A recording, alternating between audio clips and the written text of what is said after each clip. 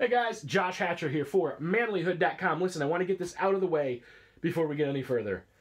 Yes, I want to sell you something. No, this is not all about me making money. And if I did want to make money, so what?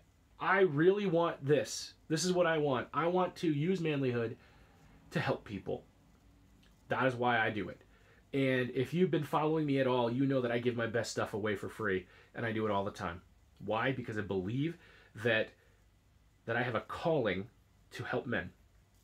And I might even get teary-eyed talking about it. I've been able to help a lot of men. And honestly, most of the time, all I do is I just care. And I love people. And I speak the truth. And most of the time, what I get to see is not even me helping men. It's just men helping themselves and helping each other. And just to be able to be a part of that is exciting for me.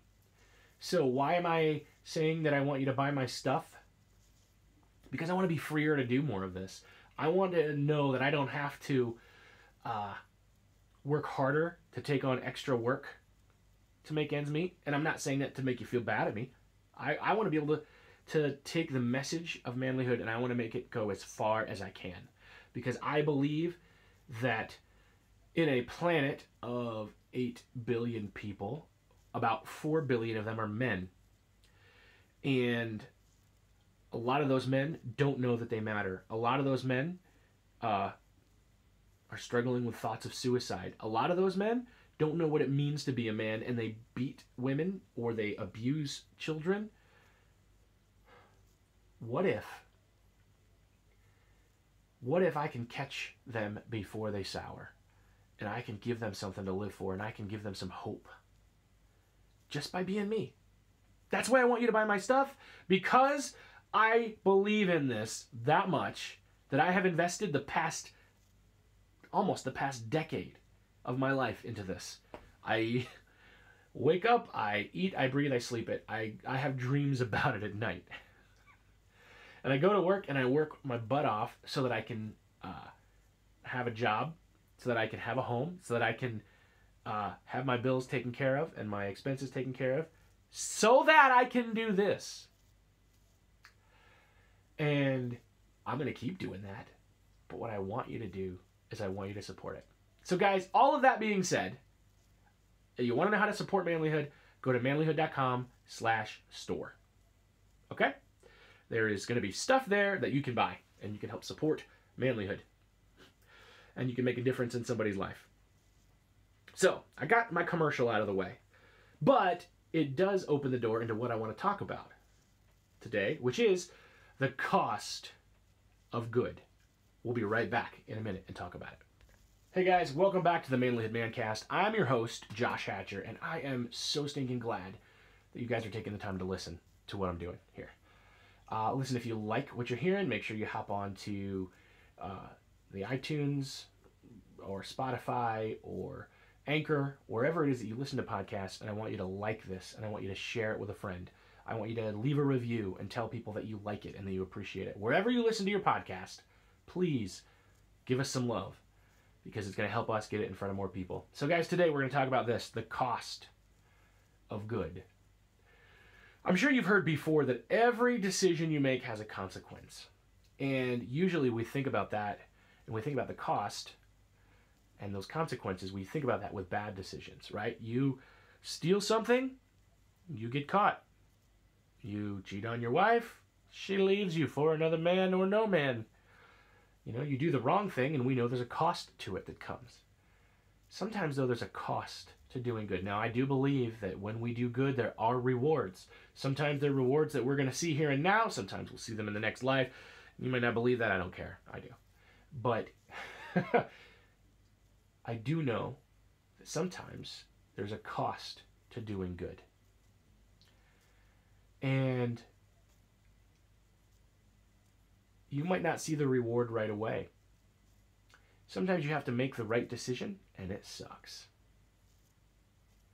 I've been there. I've seen that. I've done it. And sometimes that cost might be friendship. You know, it's like, hey, listen, you're living a lifestyle and you're going to places I can't go, man. and it draws you apart, and you lose friends. I have a good buddy who's an alcoholic, and he's coming out of rehab now, and he's facing that right now as he's seeing that the people that he cares about are the wrong people. They don't care about him. They say they care about him. They enjoy spending time with him. But the only fun they know how to have is with a bottle of booze in their hand. And if he goes back to that, it's going to kill him. He's going to lose everything. Because he's lost everything. And if he wants to get it back, he's got to change. But he's going to lose some people that he cares about. That's the cost of doing good. I can think of situations where a boss might ask you to do something dishonest, and your character is just screaming at you. And if you do the right thing, you're going to lose your job. That's the cost of good. I know in my own life I had a job that, I actually enjoyed the job, but the hours sucked. I was not able to spend time with my family because they could just walk in and say, here's a pile of work, and I'd be there till 10 o'clock at night.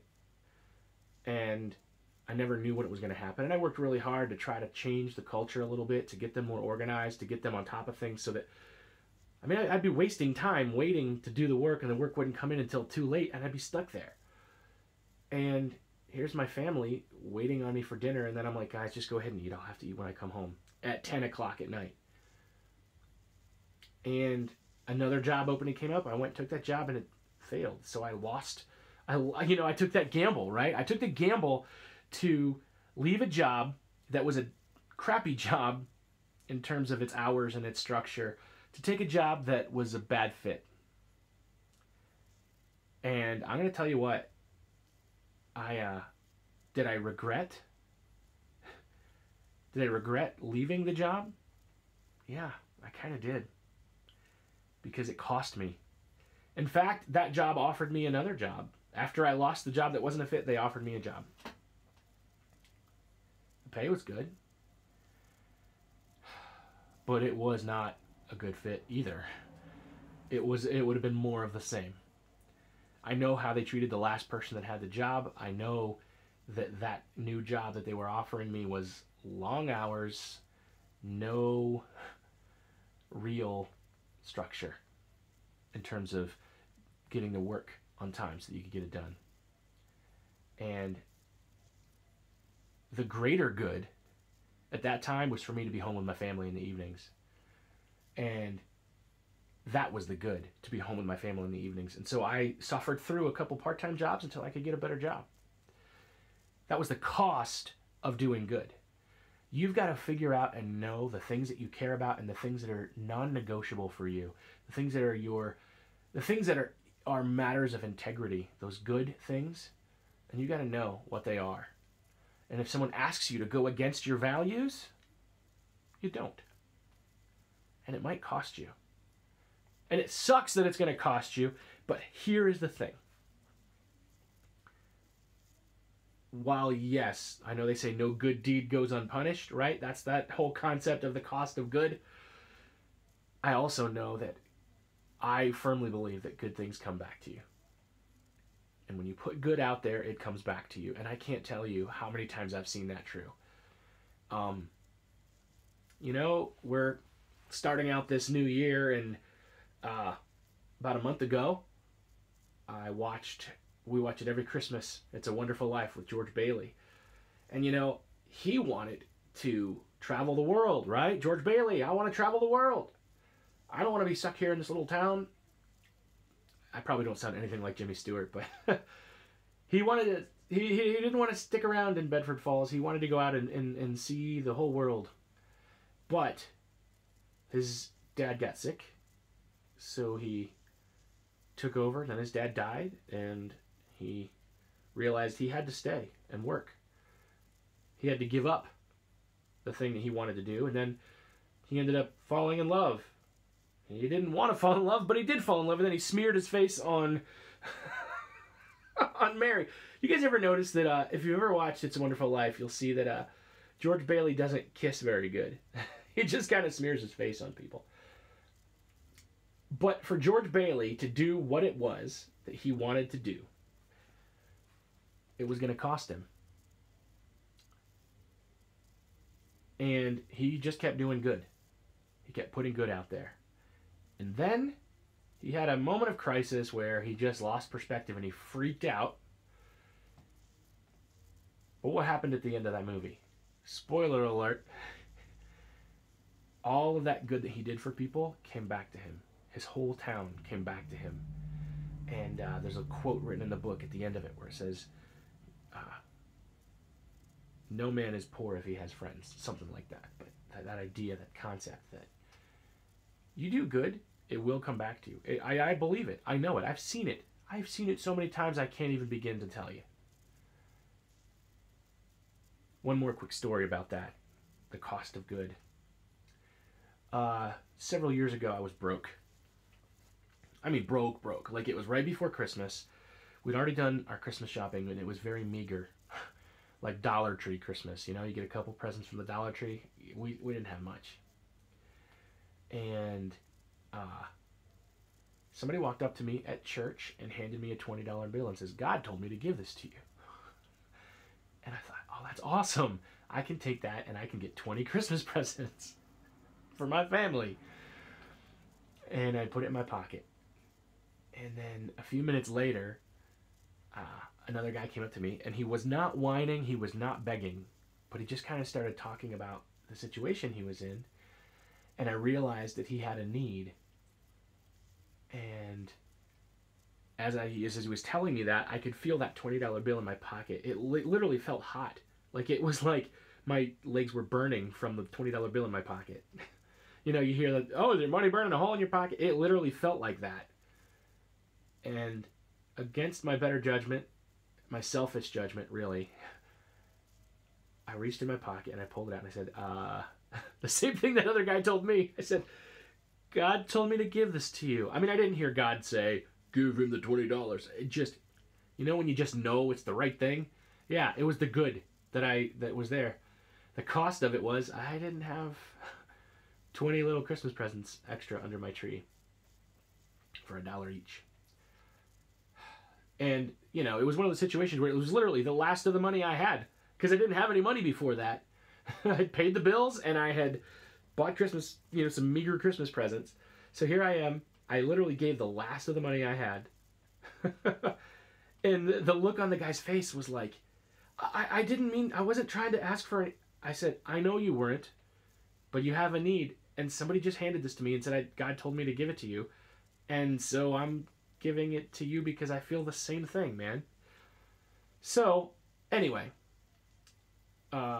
we went to our Christmas Eve service at church in the evening, and then I came home, opened the foyer door, and walked into the house, and there was an envelope on the floor that said, Merry Christmas, Hatchers. And I had like $2,500 in it. And it was just one of those moments where I know, yes, there was a cost to good. This was a very fast turnaround. And it was, I mean, almost supernatural. But it is what it is. But there was a cost to doing good. For me to give him cost me. Cost my kids. I didn't think I was going to get it back. I do believe, whether in this life or the next, when we do good for people, we do the right thing, we make the right call, we do the right thing, and we live according to our values and our principles, it will reward us eventually. But for right now, it might be hard and it might cost you. Don't lose hope. Don't give up. Just keep doing good. Just doing good, honestly, is its own reward. And sometimes it's enough of a reward. Anyway, guys, that's the cost of doing good. We're going to come back in just a little bit, and we're going to have our Ask a Man segment. Thanks for listening. Hey, guys, if you're not following Manlihood on Instagram, it's @Manlihood. On Twitter, it's manlihood.com, but instead of a dot, it's DOT. I don't know, somebody got Manlihood before I even started Manlihood, like @Manlihood, and then I kept trying to get it back, and I don't know, Twitter's dumb. So